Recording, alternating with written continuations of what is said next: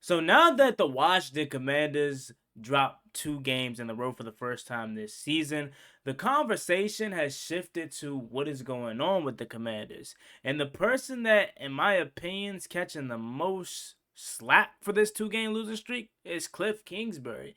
A lot of people are asking the question is Kliff Kingsbury getting figured out? Is he reverting back to the Arizona Kliff Kingsbury? I guess it's this notion and a thing that in the second half of seasons, Kliff Kingsbury is figured out. So let's talk about it and discuss the real behind Kliff Kingsbury.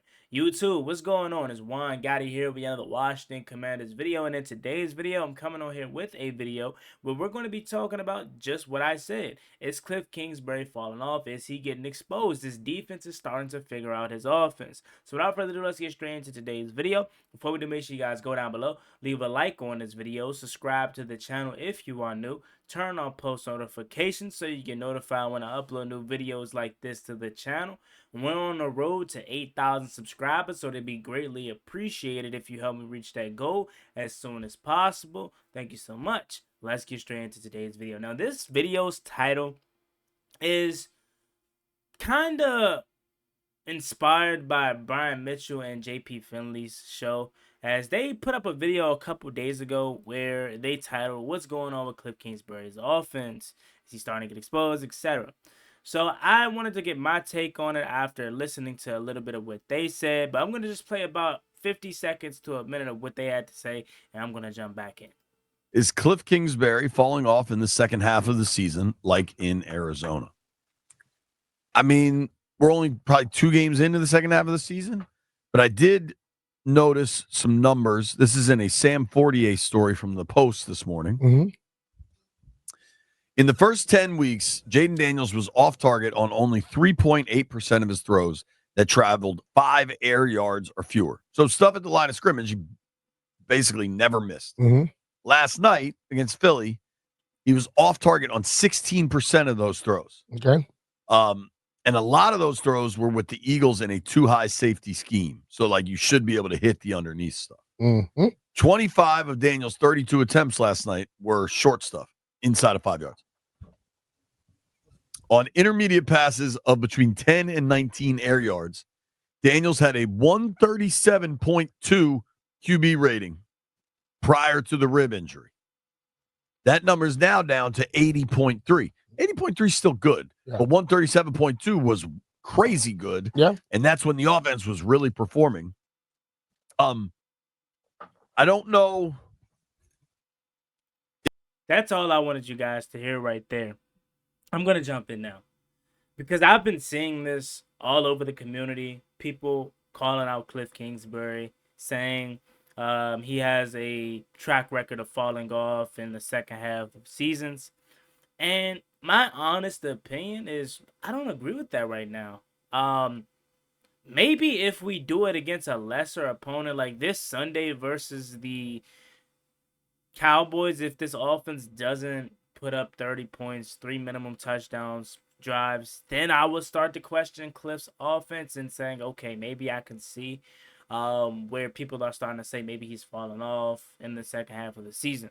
But until then, I disagree with that take that a lot of other fans have, because I feel as though Kliff offense has still been good. I think Kliff this past week was the first time where it seemed like a lot of irregular behavior, a lot of passing, a lot of not getting Terry McLaurin involved in the offense. It felt very Eric Bieniemy-ish for the first time versus the Eagles.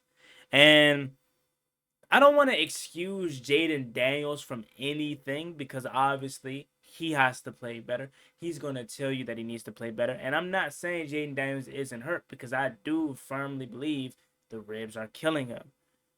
But what I will say is Jaden, in my opinion, wants to play.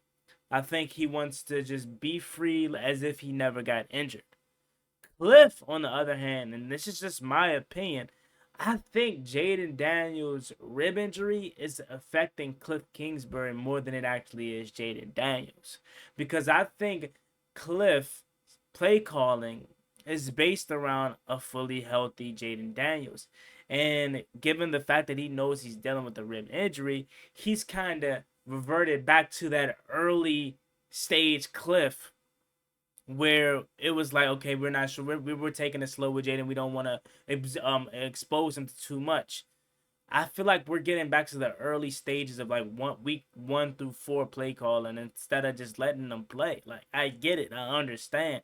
His ribs are killing him. He's hurt, but you can't allow your play calling to change or to take effect or take a hit. If that's the case, you might as well bench him and just let him get healthy. I think Marcus Mariota is very capable of holding it down this stretch of against the Cowboys, against Tennessee, against New Orleans. I'm just saying, if that's the case, like if you genuinely don't think you can call your offense how it should be ran or how it normally is ran with Jaden Daniels in the state that he's at, you might as well consider pulling him at that point.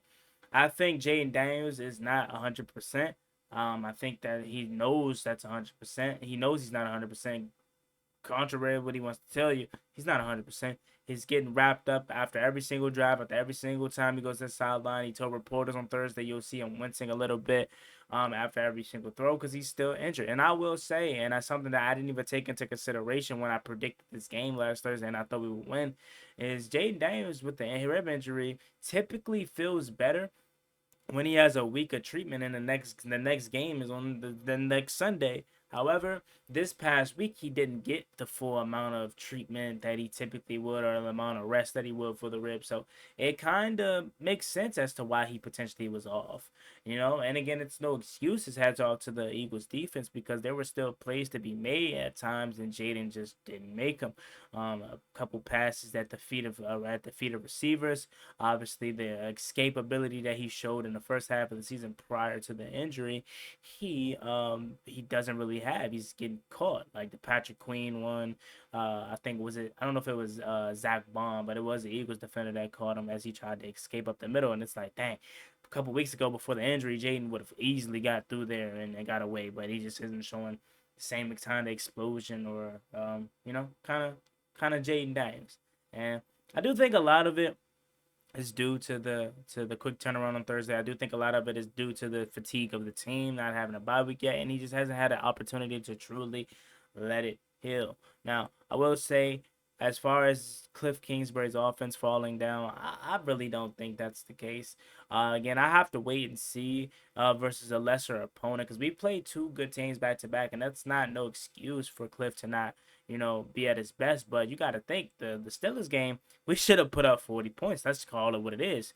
Drop passes, inaccurate passes by Jay Daniels, missed reads, De'Ami Brown not giving it back to Jay Daniels. Like, it was so many plays that happened on the field, but it's like, how can you put that on Kliff Kingsbury? He drew it up properly, he drew it up correctly. They just did not execute. So you can't really put that on Kliff Kingsbury. Now, in the Philly game, there's some plays too that you really can't put on Kliff Kingsbury at times, like the one at the feet of the receiver. I want to say it was Noah Brown, the drop by De'Ami Brown.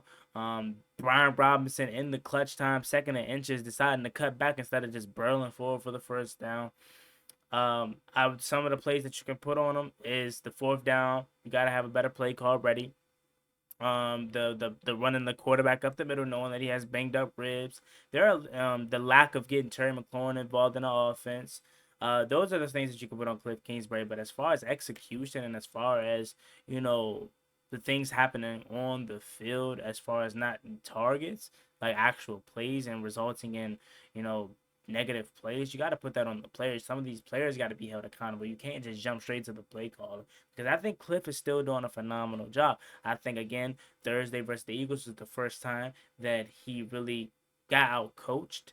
And you could say a lot of that is due to the injury of Jay Daniels. You could say a lot of it is due to the short week, not really having the time to implement everything that he wanted to. But I'm not ready yet to say, oh, Kliff Kingsbury's figured out. Kliff Kingsbury's falling off. He's getting exposed. He's not the same after week 8, etc. I'm not ready to say that because I do think there's still plays out there that were to be made, and the players aren't just aren't making them at this time. Now, again, if we go to Dallas and we're struggling with Dallas, if we go to New Orleans and struggling with New Orleans, if we're at Tennessee the following, we got the Dallas coming up and we're struggling and his offense isn't clicking how it was early on in the season, then we can have a conversation about Kliff Kingsbury and this offense potentially falling off and not being the same. But until then, I think I'm ready to say I'm still believing in Kliff. I'm ready to say this offense is still clicking. I just think we need time to rest and time to heal and time to get back to ourselves. And we will get back to ourselves at some point. Hopefully this 10 days off helps and we get back to regularly scheduled programming next Sunday versus the Cowboys. So that being said, as always, being with Juan Gotti, like, comment, subscribe, help to Washington Commanders. Don't forget to use my promo code Juan Gotti on SeatGeek to get $20 off your first purchase. Washington is coming back home next week versus their division foe and the Dallas Cowboys. Who wouldn't enjoy nothing more but seeing the Dallas Cowboys getting punished and live in person? So use that promo code to get some percentages off your tickets. As always, me and boy Juan Gotti, like, comment, subscribe, leave your thoughts down below. See you later. Wow. Yeah.